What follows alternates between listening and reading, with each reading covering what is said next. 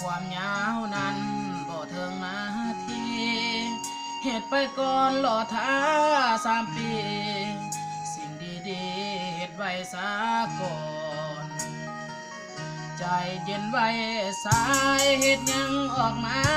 บ่แน่บ่นอนเหตุเบียกไปให้รอท่าซะก่อนอีกจักน้อยสิได้มีเงินเดือนเหตุไปซะก่อนเหตุเบียกไปซะก่อนเมื่อยบ่ต้องพักผ่อนเหตุไปก่อนเธอนะต่อแรงต่อเศร้าให้กินกับน้ำปลารอไปก่อนเธอนะอีกบ่โดน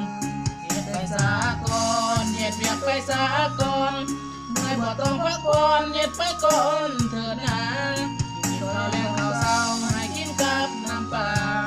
รอไปก่อนเธอนะอีกจักน้อยสิได้มีเงินเดือนคำสั้นๆบอกให้ท่านั้นมันโดนเกินไปมันสะเทือนอยู่ในหัวใจเหตุเอาไว้ใจใส่ได้บอกเหตุเบียกมาโดนแล้ว3 ปีไปแล้วเหตุไปลาลาผิดพลาดยังเจ้าก็มีแต่ด่าท่านสิถือสานั้นมันเป็นเรื่องราวเหตุไปซะก่อนเหตุเบียกไปซะก่อนเมื่อยบ่ต้องพักผ่อนเหตุไปก่อนเธอนะกินข้าวแลงข้าวเช้าให้กินกับน้ำปลารอไปก่อนเธอนะอีกบ่โดนเหตุไปซะก่อนเหตุเบียกไปซะก่อนเมื่อยบ่ต้องพักผ่อนเหตุไปก่อนเธอนะกินข้าวแลงข้าวเช้าให้กินกับน้ำปลารอไปก่อนเธอนะอีกจักน้อยสิได้มีเงินเดือน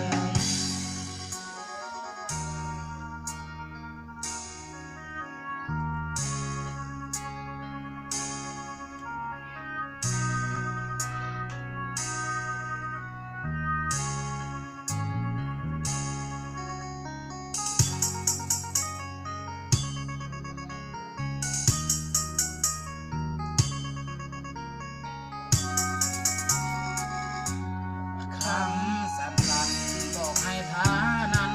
มันทนเกินไปมันสะเทือนอยู่ในหัวใจเหตุเอาไว้ใจใส่ได้บอกเหตุเบียกมาโดนแล้ว3 ปีไปแล้วเหตุไปลาลาผิดพลาดยังเจ้าก็มีแต่ด่าท่านสิถือสานั้นมันเป็นเรื่องราวไปซะก่อนเหตุเบียกไปซะก่อนเมื่อยบ่ต้องพักผ่อนเหตุไปก่อนเธอนะกินข้าวแลงข้าวเช้าให้กินกับน้ำปลารอไปก่อนเธอนะอีกบ่โดนเหตุไปซะก่อนเหตุเบียกไปซะก่อนเมื่อยบ่ต้องพักผ่อนเหตุไปก่อนเธอนะกินข้าวแลงข้าวเช้าให้กินกับน้ำปลารอไปก่อนเธอนะอีกจักน้อยสิได้มีเงินเดือนเหตุไปซะก่อนเหตุเบียกไปซะก่อนเมื่อยบ่ต้องพักผ่อนเหตุไปก่อนเธอนะกินข้าวแลงข้าวเช้าให้กินกับน้ำปลารอไปก่อนเธอนะอีกบ่โดนเหตุไปซะก่อนเหตุเบียกไปซะก่อนเมื่อยบ่ต้องพักผ่อนเหตุไปก่อนเธอนะข้าวแลงข้าวเช้าให้กินกับน้ำปลารอไปก่อนเถิดนะ